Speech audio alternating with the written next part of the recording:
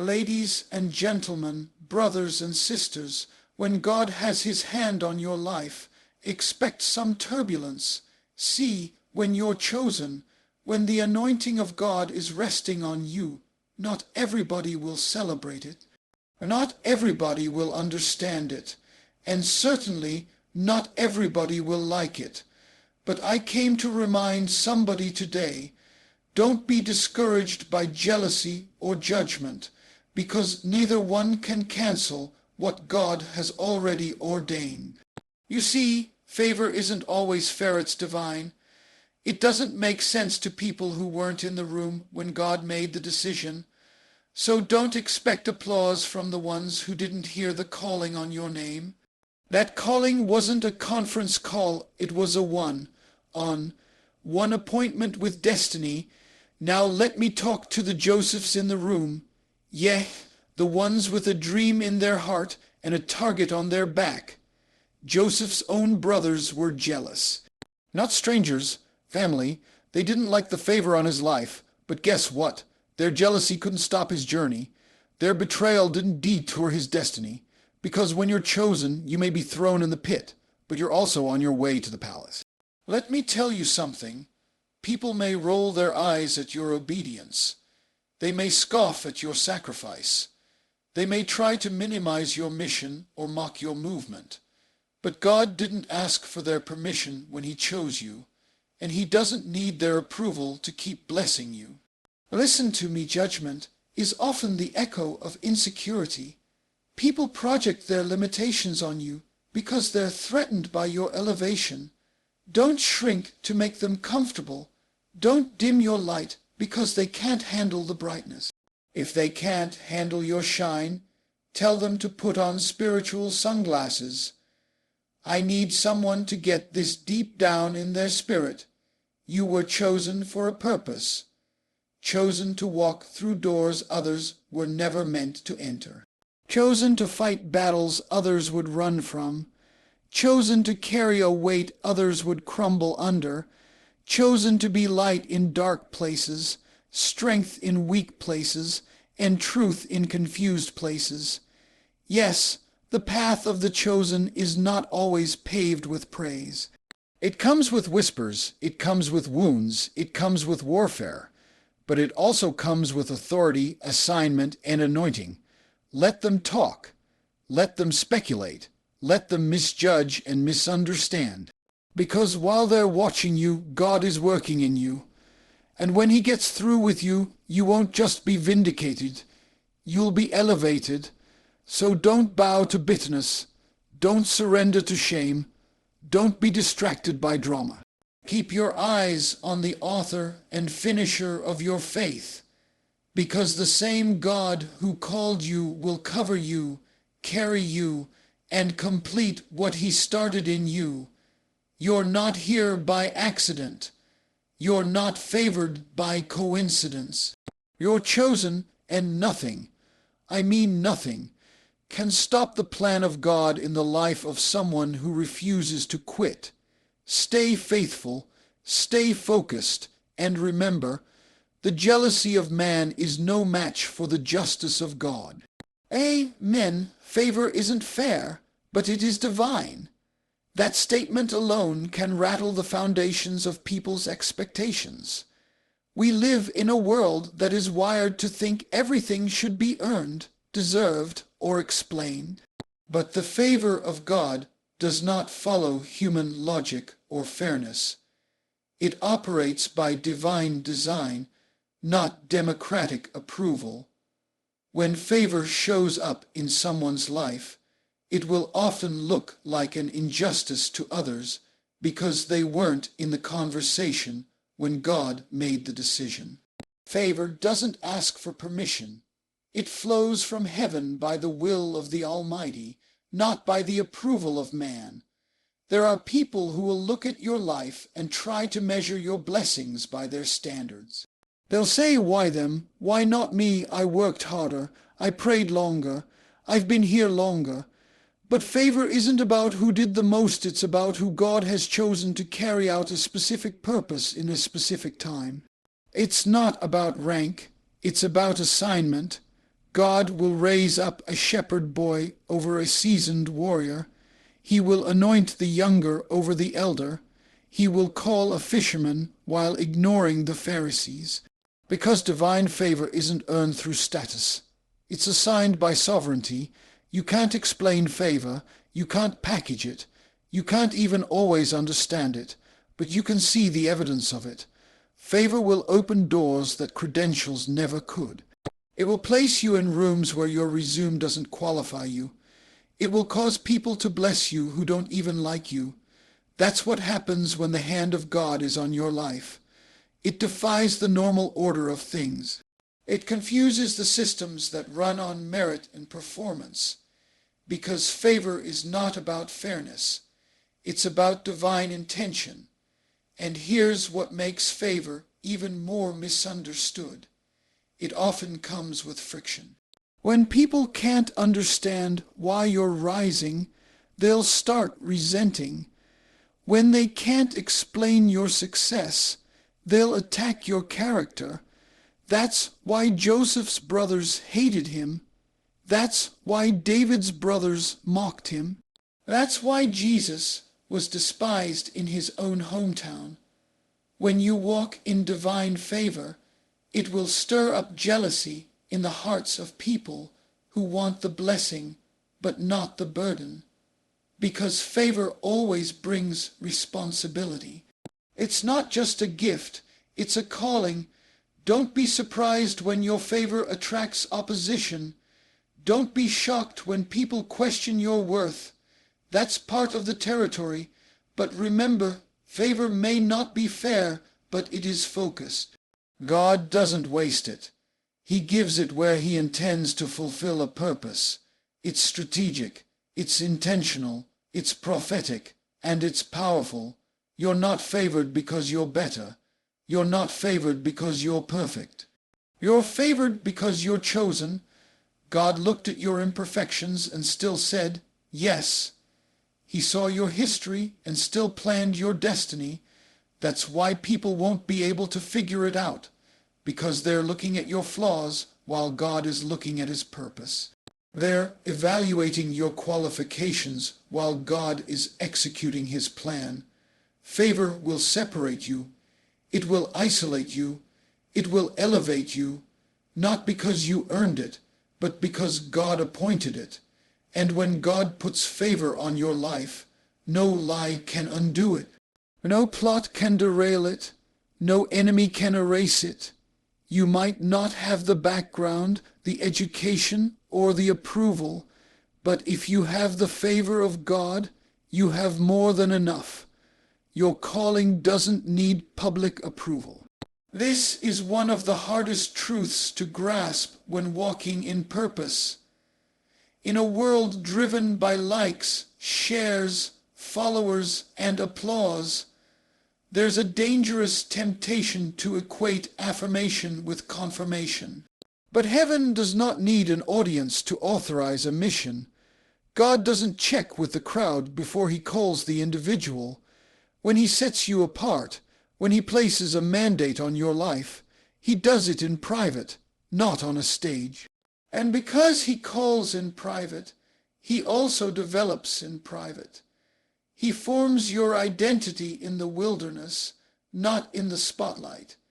He builds your strength in silence before he ever brings you into visibility. The problem many face is they try to get public validation for something that was never meant to be voted on. You weren't elected by people. You were appointed by God. That appointment bypasses opinions. It bypasses traditions. It bypasses the systems of man.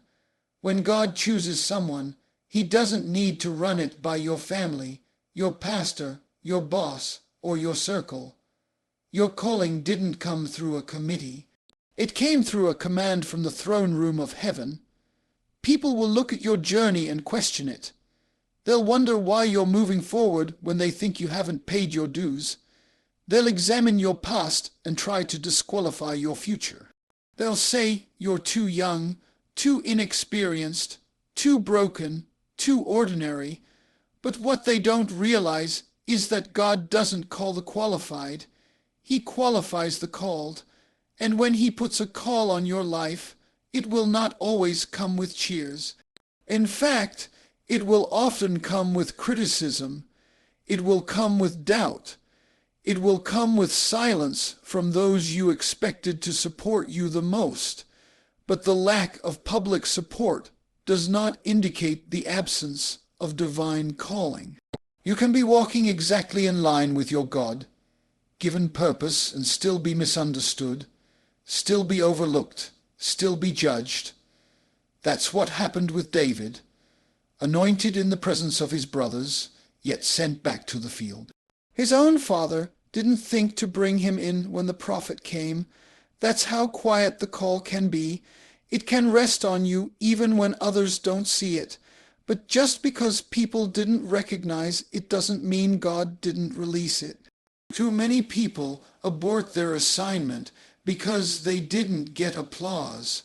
But your yes to God cannot be tied to people's applause, because people are fickle. One moment they're shouting your name, and the next they're questioning your motives. One moment they're lifting you up, and the next they're tearing you down. If your obedience is connected to public opinion, you'll be unstable. You'll constantly second, guess yourself. You'll hesitate when God says move. But true calling demands a deeper resolve, a commitment that says, even if no one claps, even if no one understands, even if I walk alone, I will go where he sends me. When God called Moses, the people didn't understand. When God called Noah, they laughed. When God called Jeremiah, they mocked. When God called Paul, they doubted. But the call stood firm. It was heaven, sent and hell, proof, and it didn't need a majority vote to be valid. The moment God speaks over your life, that becomes your authority, not opinions, not trends, not platforms, just the word of the living God. If you wait for everyone to agree, you'll never move. If you wait for full support, you'll never step out. The call doesn't wait on consensus. It waits on obedience. Your job is not to make people comfortable with your call. Your job is to be faithful to the one who gave it. Jealousy can't cancel God's assignment. This truth must be settled deep in the soul of anyone who dares to walk boldly in the calling of God. Jealousy may rise, envy may whisper, and opposition may roar, but none of it holds the authority to override what heaven has declared. When God puts an assignment on your life, it comes sealed with divine authority, and that seal is not up for debate. It's not vulnerable to emotions, and it is not voided by the insecurities of others. Jealousy might try to hinder you, but it cannot stop you. It might throw stones in your path, but it cannot reroute the road God has built for your destiny. One of the first signs that you're stepping into something significant is the stirring of jealousy around you. It's not always from enemies. Sometimes it comes from people close to you, people who watched you grow, people who saw your struggles, people who are too familiar with your past to accept your future. Their problem is not that you're gifted. It's that they see favor flowing in your life and can't understand why it didn't fall on them. But God doesn't choose based on human standards. He calls according to purpose. And that purpose is often hidden from those who are not assigned to carry it. Look at the life of Joseph. His brothers didn't hate him for being evil. They hated him because he dreamed. They hated him because his dream implied elevation. His vision showed a glimpse of something they weren't ready to accept, his rise. Jealousy saw his dream and tried to destroy his destiny. They threw him in a pit, sold him into slavery, lied about his fate. But all along, God's assignment remained intact. The pit didn't cancel the palace. The betrayal didn't undo the prophecy. The hatred didn't hinder the hand of God. Jealousy may change your environment, but it cannot alter your identity. It may influence your process, but it cannot eliminate your purpose. When someone is jealous of the grace on your life, they may try to discredit you. They may try to compete with you. They may even try to replace you. But what God has assigned to you cannot be transferred.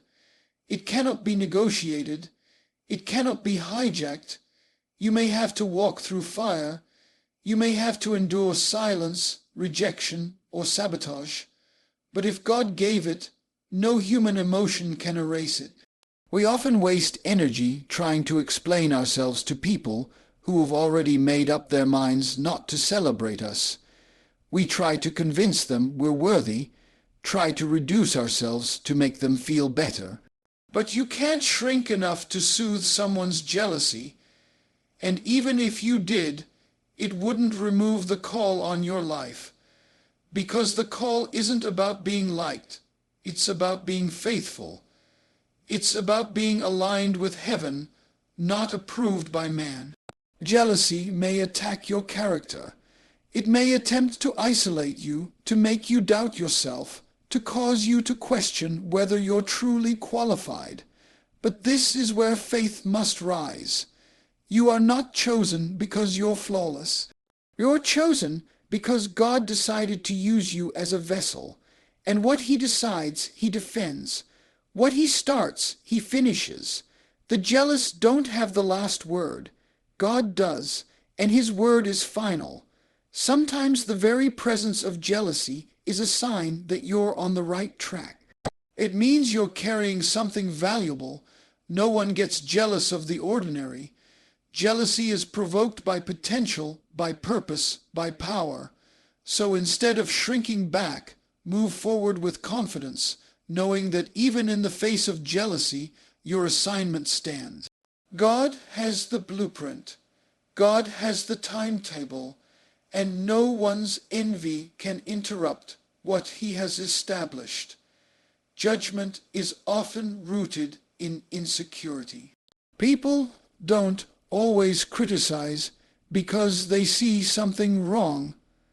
Many times they judge because they see something right, something that threatens the comfort of their own complacency. When someone steps into their calling, when someone begins to walk with confidence and clarity, it can agitate those who have yet to confront their own hesitation. Instead of being inspired, they get irritated. Instead of being motivated, they become critical. That judgment doesn't stem from discernment, it stems from discomfort, and often that discomfort is born from insecurity. Insecurity hates confidence. It is unsettled by someone who knows who they are. Insecure hearts will always look for flaws in others to cover the fractures in themselves. So when you rise, when you grow, when you step into purpose, don't be surprised when judgment shows up.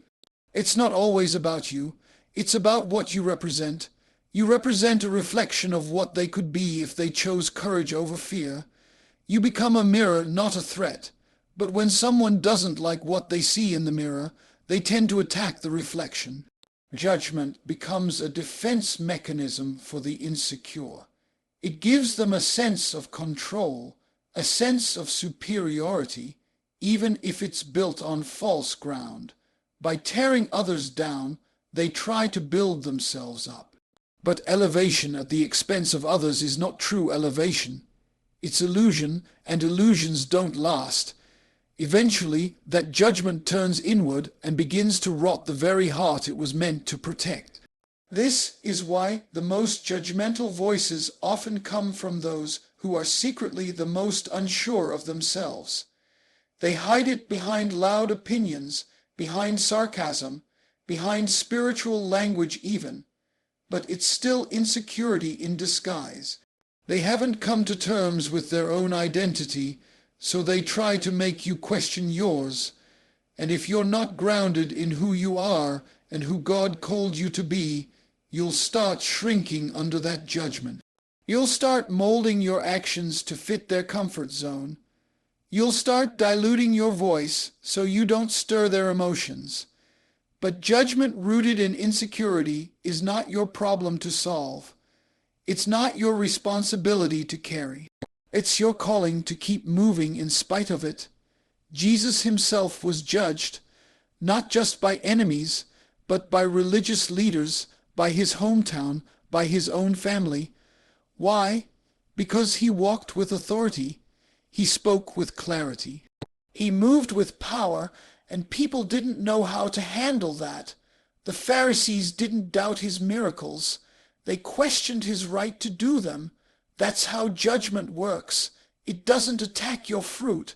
It attacks your legitimacy. It says, "Who do you think you are?" It says, "What makes you think you're ready?" But these questions aren't rooted in truth. They're rooted in the fear of being left behind. People don't judge you when you're stuck. They judge you when you start climbing. They judge you when your freedom exposes their chains. They judge you when your progress reminds them of their procrastination. And sometimes they do it without even knowing why. Insecurity is subtle like that. It whispers lies that sound like logic. It dresses fear up as wisdom. It disguises self-doubt as concern for others. And if you're not careful, you'll start internalizing the very judgment that was never yours to carry. You must learn to recognize the difference between correction and projection. Correction comes from love. Projection comes from lack. Judgment born of insecurity has nothing to do with your destiny and everything to do with their discomfort.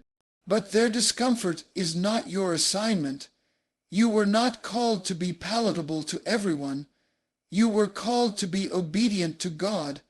And obedience will often provoke opinions, but opinions can't stop purpose. Judgment may be loud, but it's not final. Only God gets the final word. The path of the chosen includes both pain and purpose. It is never just one or the other. The presence of pain does not mean the absence of calling. In fact, pain often confirms the presence of divine assignment. Those who are chosen are not exempt from suffering. They are often marked by it. The weight of purpose presses against the soul, stretching it, refining it, breaking off what's unnecessary and building what's eternal. Many want the platform, but few are willing to endure the process that comes with it. Being chosen doesn't mean ease. It means endurance. It means walking through valleys with vision. It means holding onto the word God gave you even when circumstances contradict it. Those who are chosen are often misunderstood, isolated, and resisted, not because they are wrong, but because they are different. They carry a message others aren't ready to hear. They walk a road others aren't willing to travel. And with every step, the tension grows between what is and what will be. That tension is not the absence of God. It is the evidence of his hand shaping something greater than the eye can see. Pain is not just an attack. Sometimes it's preparation. It's the chisel in the hand of the sculptor, carving out destiny with every strike. Moses was chosen, yet he spent 40 years in the wilderness before he even stepped into leadership. David was anointed, but he ran for his life, hiding in caves before he wore the crown. Esther was called to save a nation, but she first had to risk her life and confront fear. The path of the chosen is marked with trial because God uses pain to shape purpose. It's not punishment, it's processing. God is not just interested in the outcome. He is deeply invested in your becoming, and becoming requires breaking, molding, stretching. Pain has a way of producing clarity. It strips away distractions. It reveals motivations. It tests integrity. It confronts pride. It brings us face with our dependency on God. Purpose without pain produces arrogance. But when you've bled for your calling, when you've cried in the dark, when you've pressed through with nothing but a whisper of faith, you carry the kind of authority that can't be taught. It must be forged. You begin to understand that God isn't just after what you do. He's after who you are becoming through what you endure. There's a depth that comes from the pain of the chosen. It creates empathy. It builds compassion. It gives you eyes to see others the way God sees them. You start to lead with humility because you've been broken. You minister with power because you've been crushed. You don't speak theory. You speak testimony. And that testimony isn't a polished story. It's a scarred one. It's a story that bleeds with grace and drips with truth because you've lived it. You didn't read it in a book. You survived it in the fire. Too often, people want the results without the refining, but God does not give elevation without excavation. He digs deep into the soil of your soul before he plants you in places of influence, and that digging doesn't feel good. It exposes things, it uproots things, it shakes everything that's unstable, but the shaking isn't meant to destroy, it's meant to strengthen. Only what is real will remain. Only what is rooted will grow. That's the process of the chosen. It's not about speed. It's about substance. God builds slowly what he intends to last. You don't get to skip the hard parts if you want the holy parts. The pain is part of the package. It's woven into the promise, but so is purpose. The kind of purpose that breathes life into dry places. The kind of purpose that restores others through the very places you were once wounded. The path of the chosen may be narrow, it may be steep, but it leads somewhere eternal. It carries more than dreams. It carries destiny. God's plan overrides human opinion. That truth must become a cornerstone for anyone walking in purpose, because human opinion is one of the most common obstacles to divine obedience. People will always have something to say about your past, about your choices, about your timing, even about your calling. They will form conclusions based on fragments, speak confidently on matters they don't understand, and judge what they see without knowing what God has said. But the plan of God is not subject to popular vote. It is not submitted to human panels. It is not paused because of public perception. When God sets a plan in motion, no amount of chatter, criticism, or disagreement can bring it to a halt. From the beginning of Scripture to the end, God shows us a pattern. He uses the least expected. He works in the least likely ways. And he chooses the ones others would never select. That's why his plan confuses human logic. He lifts up the shepherd to slay the giant. He calls the fisherman to lead a movement. He sends the stuttering exile to confront a king. And every time, someone had an opinion about it. But God was never deterred. He doesn't revise his plans to please people. He doesn't consult with skeptics before he opens doors. When he speaks, his word stands. There are people who will try to limit you based on what they think you are qualified to do. They will put boxes around your potential, drawing boundaries based on your background, your age, your gender, your mistakes, your status. But God is not confined to their categories. He does not look at who they think you are. He speaks from who he created you to be.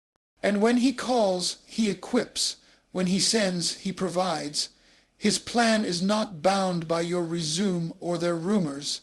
He sees the end from the beginning and declares purpose over your life long before anyone else notices your worth. Human opinion is unstable. One day it cheers, the next it condemns. One moment you are celebrated, the next you are criticized. If you live by the approval of people, you will die by their rejection. That's why your anchor must be the voice of God, not the noise of the crowd. People may misunderstand your motives, question your methods, and doubt your direction. But the presence of human doubt does not cancel divine direction. God's plan moves forward regardless of who believes in it. Jesus experienced this firsthand. The people said nothing good could come out of Nazareth. They called him a carpenter's son. They questioned his authority. They ridiculed his miracles, but none of their opinions stopped him. He still healed. He still taught. He still went to the cross. He still rose again, because the plan of God will prevail even when the world rejects it. His mission was bigger than their misunderstanding. His purpose was greater than their perception. Sometimes the people closest to you will be the ones with the strongest opinions. They will speak out of fear, out of jealousy, out of misunderstanding, or even out of love. But no matter where it comes from, if it contradicts the plan of God, it cannot be your compass. You must have the courage to obey God over pleasing people. Obedience will require resistance. It will demand that you choose faith over familiarity. You cannot fulfill a divine calling while being enslaved to human approval. The voices may be loud, but they are not Lord. Only one voice holds eternal weight, and that is the voice of the one who created you. The plan of God may take you through places others don't understand. It may ask things of you that don't make sense to the outside eye. It may delay longer than people think is reasonable, but human timelines do not dictate divine outcomes. His plan comes with divine timing, divine strategy, and divine power to see it through. Opinions may surround you, but they do not define you. God's plan, once spoken, is already in motion, and nothing can stop what he has set in place.